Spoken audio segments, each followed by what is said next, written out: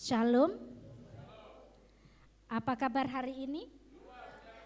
Berkat Tuhan luar biasa. Yes, yes, yes. Bapak, Ibu, Saudara yang terkasih dalam Tuhan Yesus Kristus, dalam setiap musim kehidupan kita, tentu saja ada sukacita, ada suka, kadang ada duka. Kutub ini, kedua kutub ini silih berganti dalam kehidupan kita. Ada kalanya kita tertawa, ada kalanya kita menangis, ada kalanya kita senang, ada kalanya kita sedih, saudara. Semua itu silih berganti, tidak dapat dielakkan kembali, tidak dapat dielakkan dalam kehidupan kita, saudara. Jadi ada kesusahan yang menerpa kehidupan kita, tapi saatnya juga ada sukacita yang memenuhi hati kita.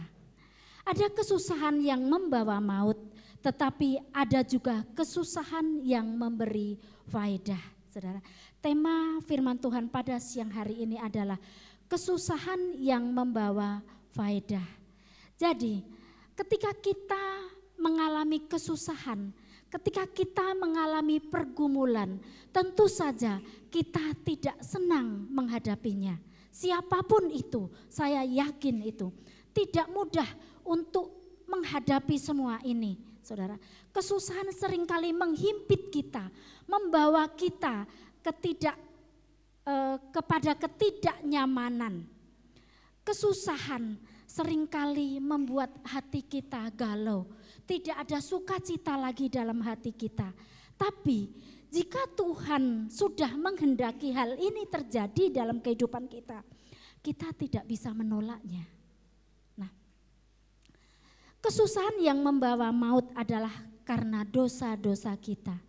Tapi selama kita di dalam Tuhan Yesus Kristus, maka kesusahan yang kita hadapi itu adalah akan mendatangkan faedah. Kesusahan yang kita hadapi itu akan mendatangkan manfaat dalam kehidupan kita. Mari kita baca ayatnya dalam Yohanes 9 ayat yang ke-1 sampai dengan yang ke-3. Yohanes 9 ayat yang ke-1 sampai dengan yang ke-3.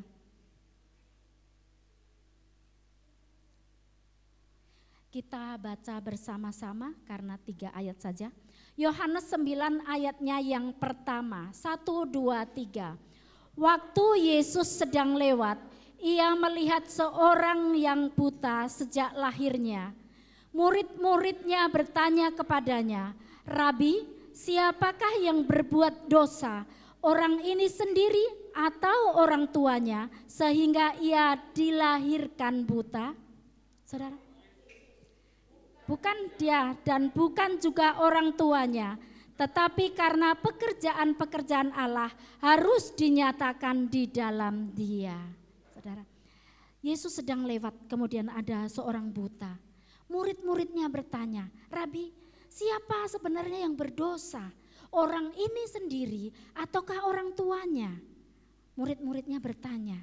Saudara, murid-murid Tuhan Yesus ini mewakili kita semua, saudara. Ketika ada orang yang sedang kesusahan, ada orang buta di sini sedang susah, kita langsung menghakimi atau bertanya, apa dosa yang sudah dia lakukan? Ya, dosa apa yang sudah dia lakukan? Dosa siapa ini? Salah siapa ini? Ya. Kadang-kadang kita terlalu cepat untuk memberikan penilaian. Oh, ini karena A, ini karena B, ini karena dia sudah berdosa, ini karena perbuatannya, akibat dari dosanya. Nah, belum tentu demikian, saudara. Nah, di sini dikatakan Yesus menjawab, bukan dia dan bukan juga orang tuanya, tetapi karena pekerjaan-pekerjaan Allah harus dinyatakan di dalam dia.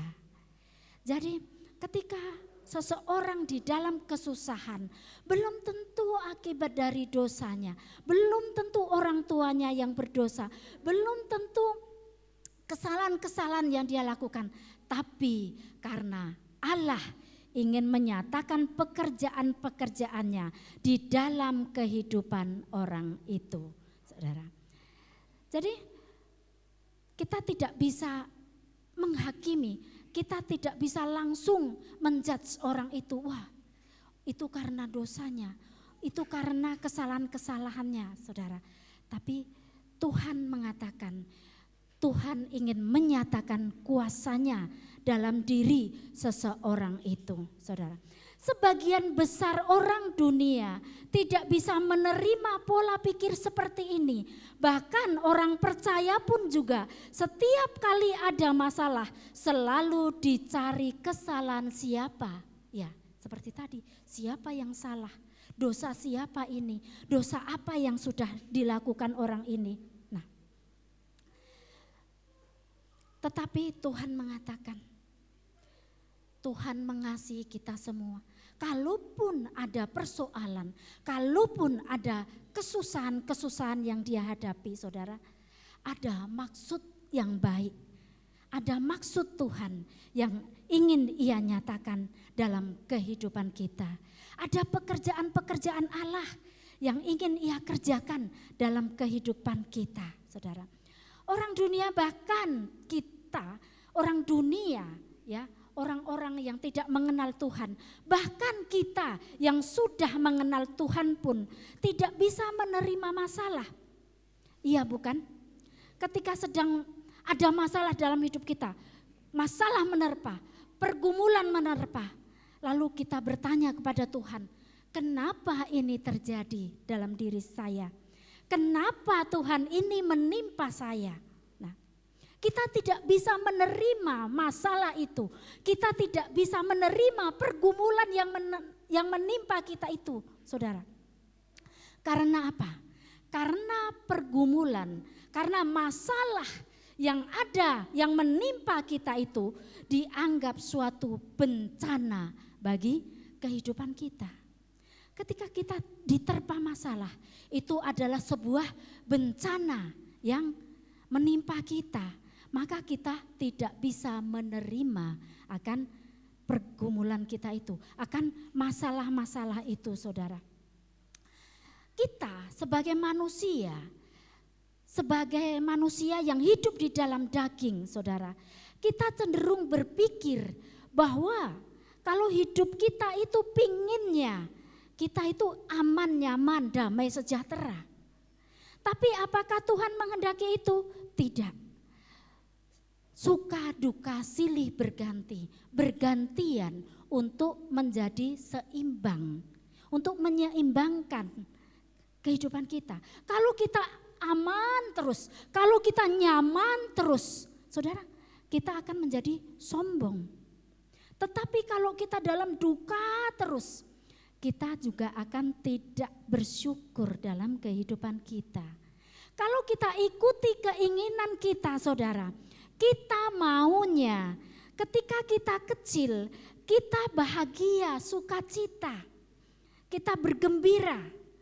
Ketika kita sudah dewasa, kita menjadi remaja, masa muda, kita maunya hidup hura-hura, saudara, happy, senang. Ketika kita tua, kita maunya hidup kaya raya, saudara. Ketika kita mati, kita maunya masuk surga, enak tenan. Saudara, ya itulah keinginan manusia, keinginan daging kita. Tapi Tuhan tidak demikian. Tuhan memang menghendaki damai sejahtera dalam hidup kita. Ya. Tuhan menghendaki yang terbaik dalam kehidupan kita. Tapi ada kalanya Tuhan izinkan sesuatu yang tidak mengenakkan dalam hidup kita. Supaya apa? Supaya kita belajar dari hal-hal yang tidak mengenakkan itu, nama Tuhan dimuliakan. Amin. Nah, tidak selamanya hal yang buruk menimpa kita itu menjadi malapetaka.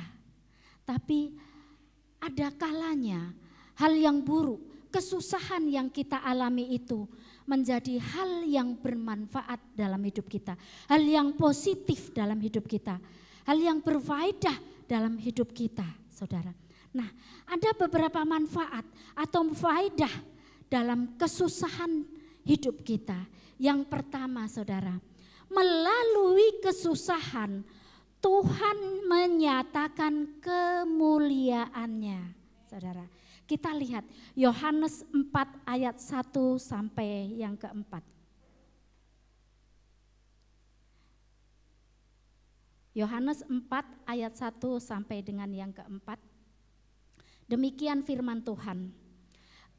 Ketika Tuhan Yesus mengetahui bahwa orang-orang Farisi telah mendengar bahwa ia memperoleh dan membaptis murid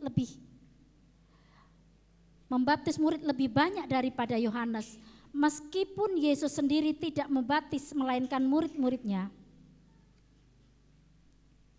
ia pun meninggalkan Yudea, ia kembali ke Galilea, ia harus melintasi daerah Samaria. Maka sampailah ia melintasi daerah Samaria. Saudara, setiap perkara, Yohanes 4 ayatnya yang pertama sampai dengan yang keempat.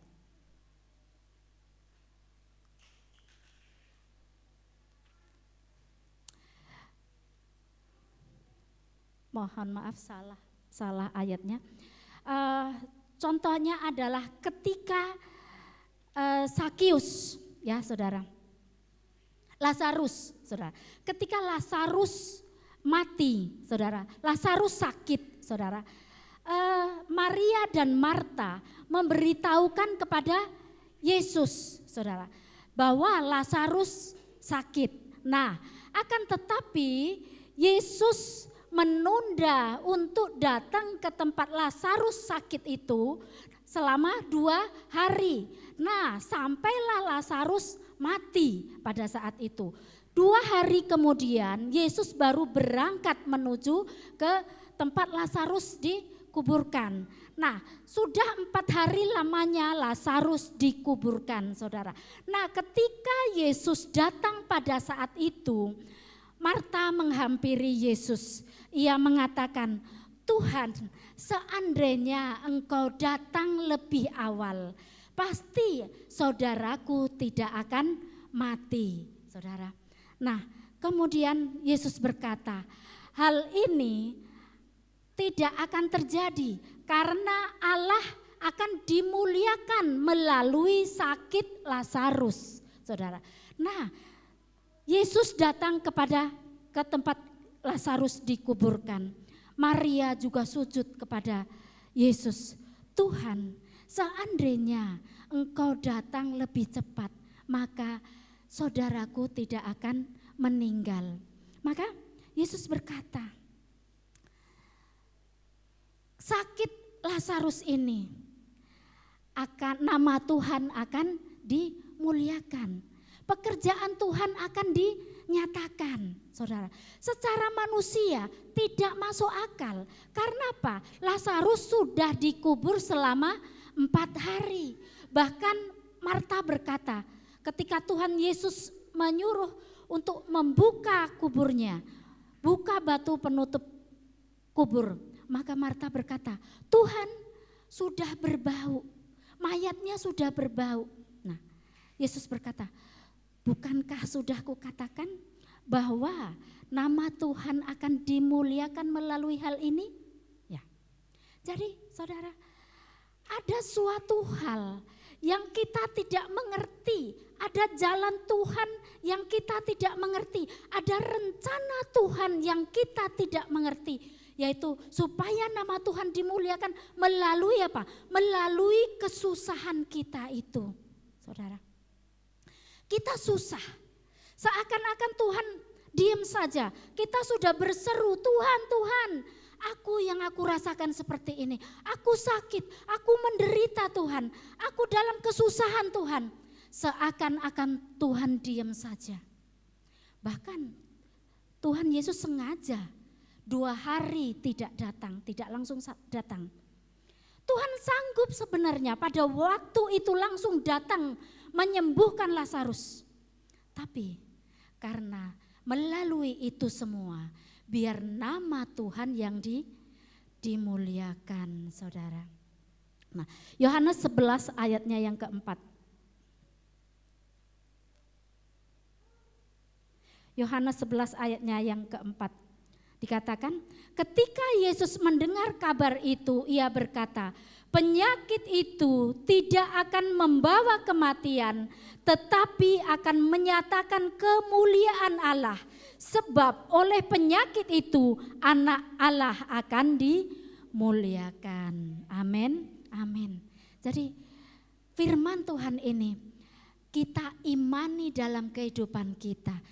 Sakit penyakit seberat apapun menurut manusia mustahil untuk disembuhkan. Tapi kata Tuhan, penyakit itu tidak akan membawa kematian, tetapi akan menyatakan kemuliaan Allah.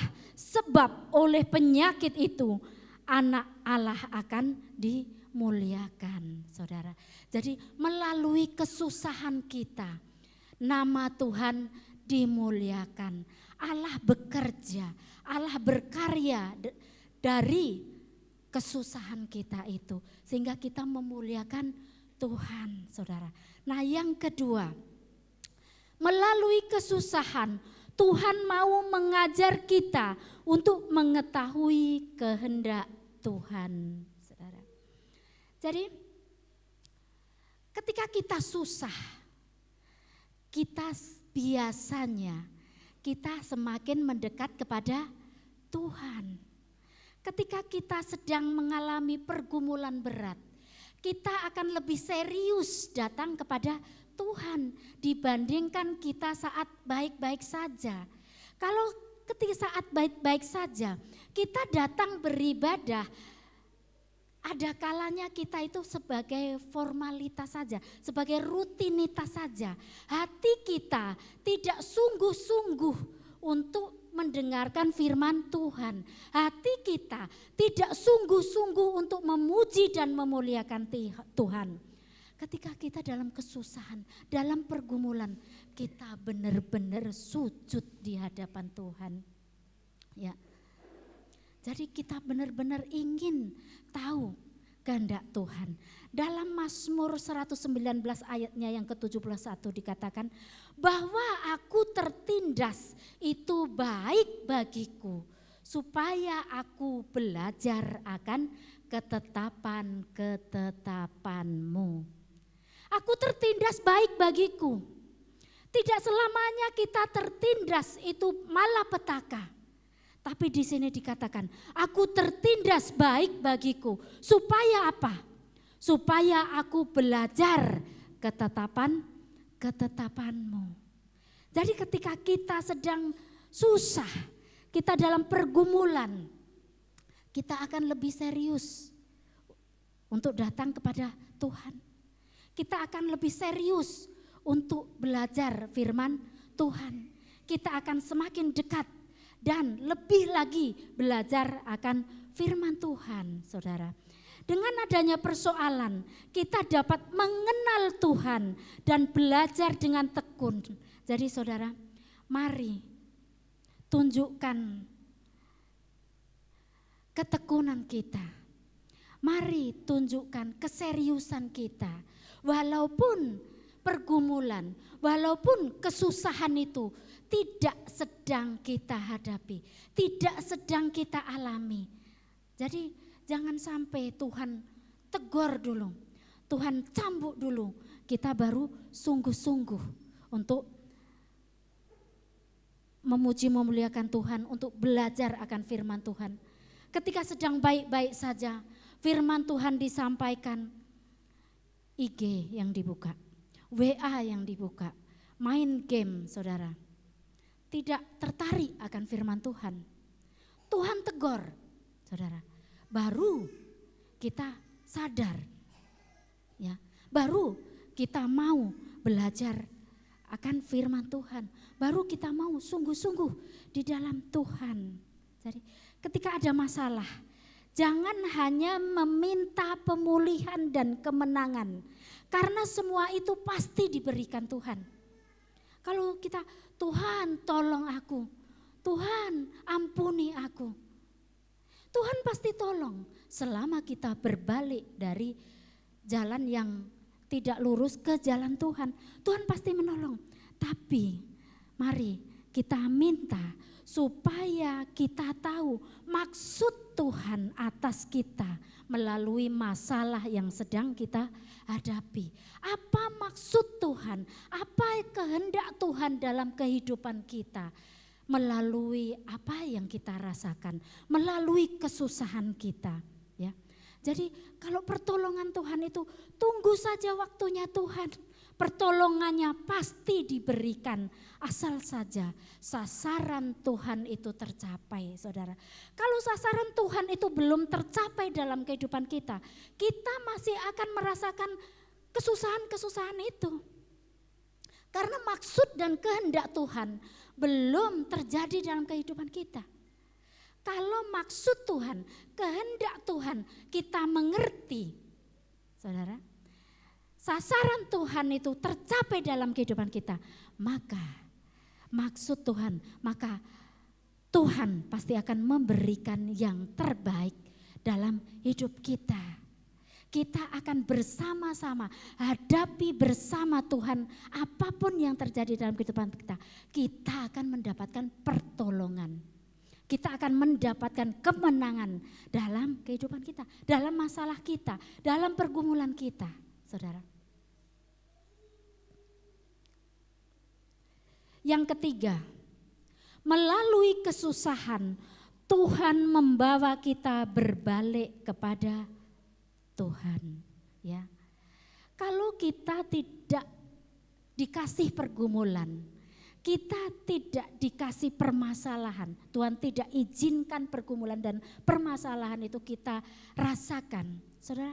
Kita terlalu nyaman, kita terlalu menikmati, ya, akan dosa-dosa kita, akan pelanggaran-pelanggaran kita. Kita tidak menyadari kalau kita itu sebenarnya sudah menyimpang dari jalan Tuhan. Kita tidak pernah menyadari akan dosa-dosa kita, saudara. Kita akan terus jalan di dalam dosa, jalan di dalam kesalahan. Pada akhirnya maut akan tujuan hidup kita, saudara. Maka dari itu kesusahan Tuhan izinkan terjadi dalam hidup kita. Supaya apa? Supaya kita berbalik dari jalan yang tidak lurus kepada jalan Tuhan, saudara. Ulangan 4 ayat 30 sampai dengan 31.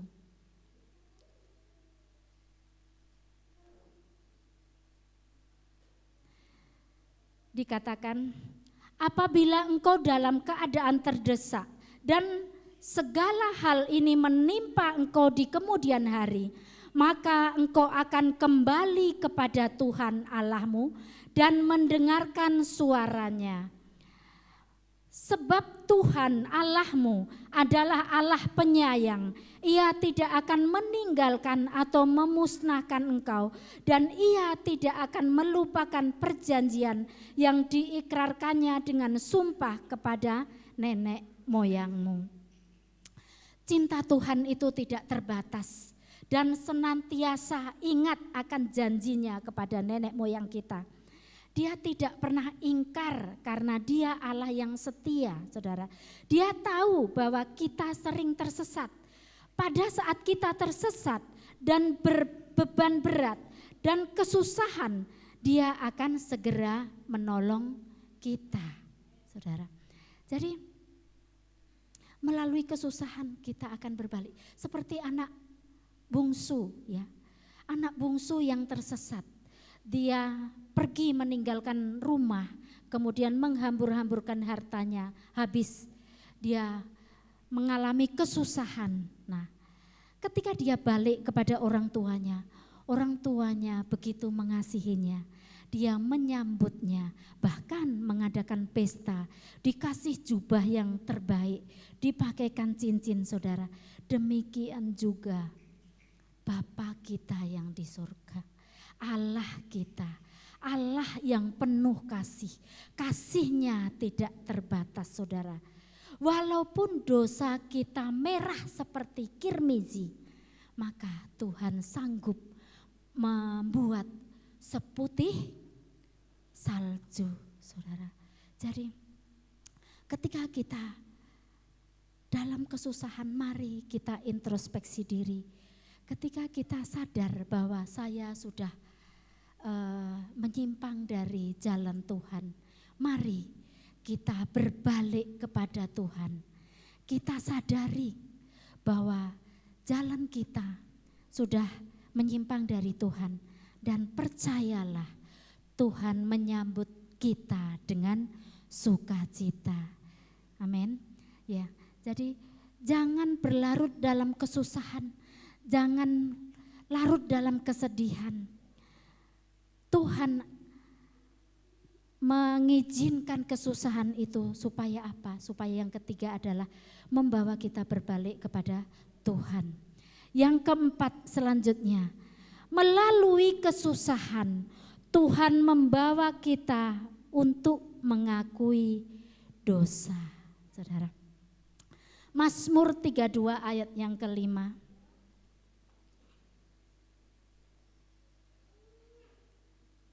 Dikatakan, dosaku kuberitahukan kepadamu dan kesalahanku tidaklah kusembunyikan. Aku berkata, aku akan mengaku kepada Tuhan pelanggaran-pelanggaranku dan Engkau mengampuni kesalahan karena dosaku. Ya. Di sini Daud berkata, dosaku kuberitahukan kepadamu dan kesalahanku tidaklah kusembunyikan. Aku berkata, aku akan mengaku kepada Tuhan pelanggaran-pelanggaranku dan Engkau mengampuni karena dosaku. Nah, Daud mengakui dosa-dosanya, saudara. Nah, Daud menyadari sepenuhnya ia berdosa di hadapan Allah.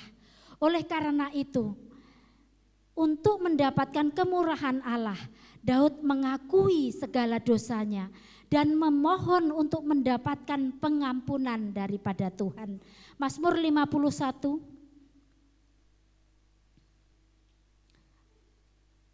Mazmur 51 ayatnya yang keempat sampai dengan yang keenam.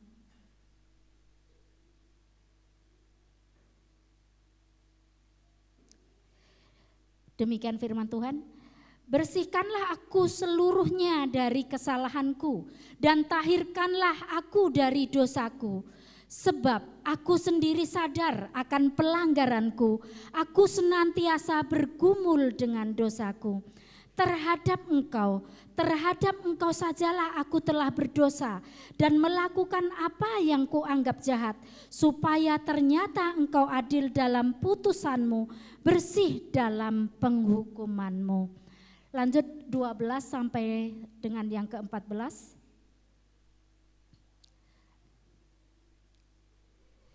Jadikanlah hatiku tahir ya Allah, dan perbaharulilah batinku dengan roh yang teguh. Janganlah membuang aku dari hadapanku, dan janganlah mengambil rohmu yang kudus daripadaku. Bangkitkanlah kembali padaku kegirangan karena selamat yang daripadamu, dan lengkapilah aku dengan roh yang rela. Jadi Daud mengakui segala dosa-dosanya. Daud sadar akan kejahatannya dan ia meminta kepada Tuhan supaya Tuhan tidak membuang dia dan supaya roh Tuhan tidak diambil daripadanya, saudara. Ketika kita menyadari akan dosa-dosa kita, saudara, maka kita akan tetap menjadi milik Allah. Dan Allah akan tetap menjadi milik kita, saudara. Karena apa? Karena ketika kita mengakui dosa kita, kita berbalik dari dosa kita, Tuhan merangkul kita. Tuhan tidak memperhitungkan dosa-dosa kita itu. Tuhan menyucikan dosa-dosa itu, saudara. Sehingga kita bisa bersih di hadapan Allah kembali, saudara. Amin. Yang kelima, melalui kesusahan Tuhan mau menguji iman dan ketaatan kita, saudara. Kita belajar dari Ayub, saudara. Ayub 1 ayatnya yang ke-1 dikatakan, Ayub adalah orang yang saleh. Ayub adalah orang yang jujur, yang takut akan Allah dan hidup menjauhi kejahatan. Namun mengapa Ayub menderita? Bahkan sampai penderitaannya itu luar biasa, saudara. Kalau kita mengalami hal seperti Ayub, mungkin kita tidak akan sanggup, saudara. Seluruh tubuhnya borok, seluruh tubuhnya koreng, saudara. Orang menjauhi kita semua. Orang melihat dia jijik, saudara. Bahkan istrinya mengutuki dia supaya mati, supaya mengutuki Tuhan dan mati. Tapi Ayub taat, Ayub tetap setia, saudara. Jadi Tuhan mengizinkan kesusahan terjadi dalam hidup kita untuk menguji iman kita. Ketika kita tetap teguh di dalam iman kita, maka Tuhan mampu pulihkan lebih dari sebelumnya yang kita punya. Ayub dipulihkan, miliki anak yang luar biasa. Kekayaannya dipulihkan oleh Tuhan dengan luar biasa. Lebih dari yang dia punya sebelumnya. Nah, kita dapat belajar dari Ayub. Ketika dalam kesusahan, ayo kita tetap teguh dalam iman kita. Kita tetap taat kepada Tuhan. Jangan menyimpang ke kanan dan ke kiri. Tetap lurus di jalannya Tuhan, saudara. Maka Tuhan akan memulihkan kita. Tuhan pasti akan menolong kita. Tangan Tuhan tidak pernah kurang panjang untuk menolong umatnya. Ketika Allah memandang cukup akan pengujian itu, Allah memulihkan kehidupan kita, saudara. Allah memandang pengujian Ayub. Ayub diuji sudah cukup. Nah, Allah memulihkan kehidupannya. Hal itu juga akan terjadi dalam hidup kita. Ketika kita diuji dengan kesusahan-kesusahan, penderitaan, pergumulan, kita masih teguh di dalam Tuhan. Tuhan merasa cukup ujian yang Tuhan izinkan kepada kita. Tuhan pulihkan dengan luar biasa, saudara. Nah, demikian juga Abraham. Abraham orang yang taat, saudara. Imannya diuji dengan luar biasa. Dikatakan Kejadian 22, enggak usah dibaca. Dikisahkan bahwa Abraham disuruh untuk mempersembahkan anak tunggalnya, anak satu-satunya loh. Nah, disuruh persembahkan, dipotong, saudara. Nah, tapi Abraham tidak pernah pikir yang macam-macam. Tuhan yang suruh, ya sudah, taat, laksanakan. Nah, ketika dia taat, melaksanakan apa yang dikehendaki Tuhan, maka Tuhan sediakan yang terbaik, saudara. Tuhan sediakan yang terbaik buat kita. Jadi jangan putus asa, jangan pernah menyerah, jangan pernah kecewa kepada Tuhan. Karena Tuhan tahu apa yang terbaik dalam hidup kita. Ketika Tuhan izinkan hal itu terjadi, itu untuk kebaikan kita, saudara.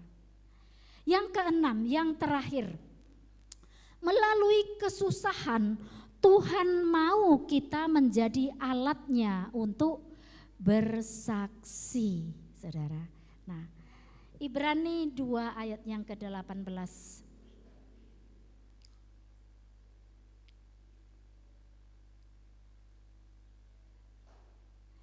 Sebab oleh karena ia sendiri telah menderita karena pencobaan, maka ia dapat menolong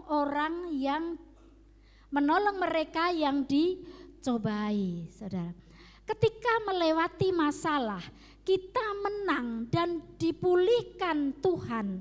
Ketika kita bertemu dengan orang yang mengalami hal yang sama, maka kita akan menjadi berkat bagi sesama kita. Kita akan bisa menguatkan orang yang mengalami kesusahan sama seperti kita. Kita pernah mengalami sakit penyakit, kemudian orang lain juga mengalami hal itu. Kita sudah dipulihkan Tuhan. Kita dapat menjadi berkat. Kita dapat memberikan semangat kepada orang itu. Saudara, kita dapat menghibur orang yang kesusahan. Karena apa? Kita sudah mengalaminya. Kita dapat menguatkan orang lain. Karena apa? Kita sudah mengalaminya. Kita dapat bersaksi akan karya Tuhan dalam hidup kita, akan kebaikan Tuhan dalam kehidupan kita, akan pekerjaan Tuhan dalam kehidupan kita. Perkataan-perkataan kita yang kita nyatakan akan Tuhan jadikan berkuasa, saudara, sehingga menjadi berkat bagi sesama, ya. Jadi melalui firman Tuhan pada hari ini kita diingatkan dalam hidup kita ada suka maupun duka. Ketika kita dalam kesusahan tentu kita tidak menyukainya. Kita merasa menderita, ya. Kita kalau bisa atau kita tengking dalam nama Tuhan Yesus Kristus. Kesusahan tidak terjadi dalam hidup kita. Tapi toh kalau Tuhan menghendaki itu, kita tidak dapat mengelaknya. Nah, kita dapat berpikir positif, saudara. Ketika kesusahan itu menerpa kita, ada hal yang dapat kita ingat bahwa melalui kesusahan itu Tuhan menyatakan kemuliaannya dalam hidup kita. Melalui kesusahan itu Tuhan mengajarkan kita mengetahui kehendaknya dalam hidup kita, mengetahui maksud Tuhan dalam hidup kita. Melalui kesusahan itu Tuhan membawa kita berbalik kepada Tuhan. Melalui kesusahan itu Tuhan membawa kita mengaku akan dosa-dosa kita. Nah, melalui kesusahan Tuhan mau menguji iman dan ketaatan kita. Melalui kesusahan itu Tuhan mau memakai kita menjadi alatnya untuk bersaksi akan kemuliaan dan kebaikan Tuhan. Amin. Mari kita